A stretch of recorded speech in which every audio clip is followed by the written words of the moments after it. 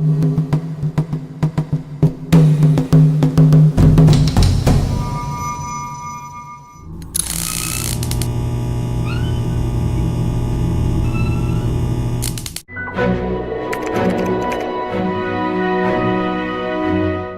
pensée de la semaine.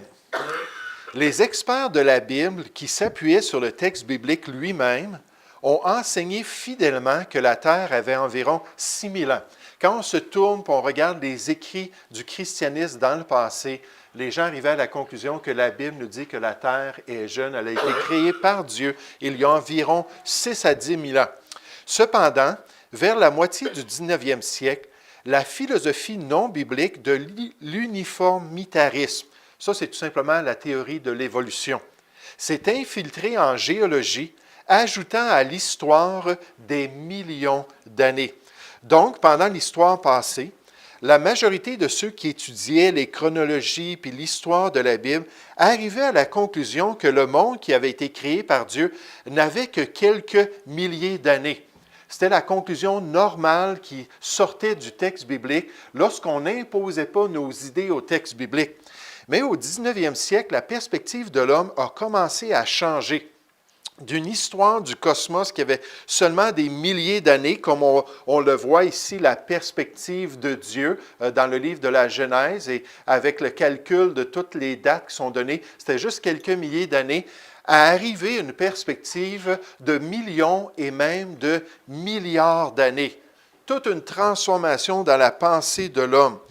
Puis un des écrits qui a aidé avec ce changement de perspective, qui a aidé avec la transformation des croyances de l'homme, a été publié en 1859. Puis il s'appelle « L'origine des espèces » par Charles Darwin.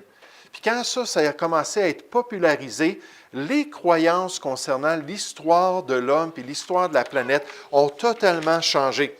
Puis à partir de cette époque-là, les hommes allaient croire dorénavant à des millions d'années de l'histoire de la planète Terre, ce qui est standard aujourd'hui. Puis non seulement les non-croyants, mais aussi certains qui se disaient croyants ont commencé à accepter cette perspective-là.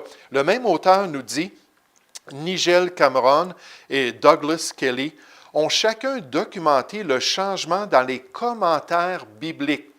Qu'est-ce que c'est un commentaire biblique? Ce sont des chrétiens, ou ceux qui se disent chrétiens, qui vont regarder la Bible et qui vont écrire des livres pour expliquer ce qu'ils voient dans la Bible. Puis si vous allez dans une librairie chrétienne, il y a toute une section de commentaires bibliques, des commentaires sur l'Ancien Testament, des commentaires sur le Nouveau Testament. Ces deux hommes-là se sont arrêtés pour regarder à travers l'histoire ce que les chrétiens disaient concernant l'histoire du cosmos et de la Terre. Donc, Nigel Cameron et Douglas Kelly ont chacun documenté le changement dans les commentaires bibliques durant cette période. Avant la montée de l'évolution, la théorie de l'évolution, une perspective littérale de la Genèse était pratiquement unanime. Ils étaient sincères envers ce que la Genèse disait, puis ils arrivaient à des conclusions que la Terre était jeune. Cameron et Kelly démontrèrent que plusieurs commentateurs conservateurs furent intimidés par ce qu'ils appelaient la science, et ce fut seulement après la montée de cette philosophie qu'ils inventèrent des façons d'ajouter des millions d'années à la Bible. Donc, certains croyants, à partir de cette génération-là, ont commencé à faire des compromis. Dans l'histoire humaine, lorsqu'on lisait la Bible et qu'on se basait sur ce que Dieu révélait concernant la création, c'était évident que la Terre était jeune. Mais lorsqu'on a commencé à dire « oui, mais la science ne dit pas cela », les gens ont commencé à changer ce qu'ils disaient concernant la parole de Dieu. Au lieu d'être sola scriptura, ou la Bible seule comme autorité sur le croyant et sur l'histoire du passé, on a commencé à dire scriptura sub scientia, ou les Écritures qui sont sous la science, les Écritures qui sont soumises à cette théorie-là des origines. Puis en passant, je dis toujours science à ce moment-là, entre guillemets, parce que c'est une théorie philosophique et ce n'est pas la science elle-même. C'est une théorie on pourrait dire, se déguise comme de la science, mais c'est purement de la philosophie. Puis là, on comprend pourquoi les Écritures nous mettent en garde concernant les pensées de l'homme. Dans Colossiens 2, au verset 8, on nous dit « Prenez garde que personne ne fasse de vous sa proie. » On peut devenir une proie à ces idées-là. Notre manière de penser est altérée, notre manière d'agir est altérée, et il y a des millions de personnes à travers l'histoire qui sont devenues proies aux philosophies et à une vaine tromperie, s'appuyant sur la tradition ou l'enseignement des hommes. Les fables qui ont été inventées par les hommes et qui sont présentées aujourd'hui comme de la science. Il dit, prenez garde à cela au lieu et sur les rudiments du monde, les pensées du monde, et non sur Christ. Et nécessairement, si vous étudiez la perspective de Jésus concernant les origines, il cite continuellement le livre de la Genèse. Puis il croyait à la description des origines qui se trouve dans le livre de la Genèse. Donc, si on veut s'appuyer sur Jésus, on ne peut pas accepter ces choses-là.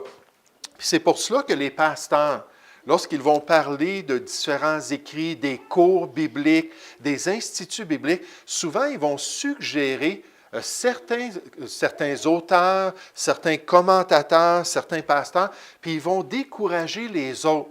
Pourquoi? À cause de ce compromis-là.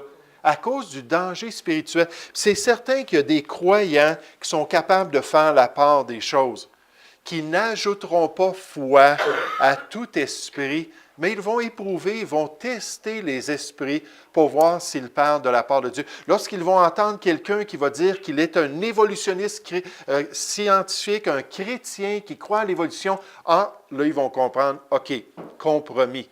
Lorsqu'ils vont lire un livre ou un commentaire biblique qui va parler de millions d'années, puis de milliards d'années, j'en ai dans ma bibliothèque, des bons auteurs chrétiens avec un bon témoignage, mais qui ont fait ce compromis-là. Certains sont capables de distinguer cela, mais d'autres vont devenir la proie à ces philosophies-là. Et c'est pour ça qu'on a un présentoir avec quelques livres. C'est pour ça que quand quelqu'un me demande « Oui, mais tel pasteur sur YouTube, qu'est-ce que tu en penses? » « Oh, attention, il y a telle et telle tendance. » Puis il n'y a personne qui est parfait, là. Il n'y a personne qui va toujours être en accord à 100% avec la parole de Dieu. Mais en tant que pasteur, c'est mon rôle de vous protéger pour pas que vous soyez proie à ces philosophies-là et à ces tromperies-là.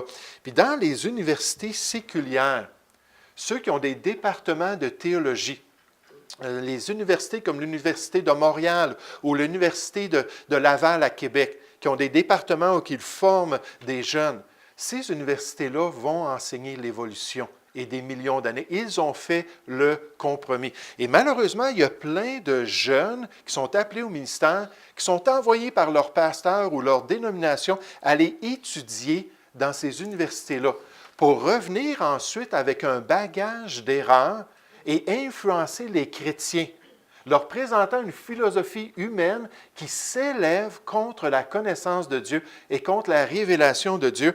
Puis en tant que chrétien, je vous dis, il faut être sur nos gardes. Il faut faire attention avec ses croyances. Je regardais les différentes dénominations qui maintenant acceptent la théorie de l'évolution. Les grandes dénominations protestantes, les grandes dénominations anciennes qui ont été parties à l'époque de Martin Luther puis Jean Calvin, ces grandes dénominations-là acceptent la théorie de l'évolution. Ils disent tout simplement que c'est Dieu qui a utilisé l'évolution. Les Juifs, dans leurs différentes dénominations, acceptent aussi la théorie de l'évolution, malgré que leur Ancien Testament est tellement clair. Ils se sont soumis à la science, entre guillemets, plutôt que de croire à Dieu. Et nécessairement, le catholicisme, de plus en plus, accepte dans leurs institutions que l'évolution est vraie. Il y a une grande séduction autour de nous. Il faut faire attention. Un auteur a dit « le grand mensonge du siècle présent » concernant les origines et qui va affecter l'autorité de la parole de Dieu et toutes les croyances qui découlent des Écritures. Donc, effectivement, notre monde a été séduit par des théories. Puis nous, en tant que chrétiens, il faut rester sur nos gardes et rester attachés à la volonté de Dieu.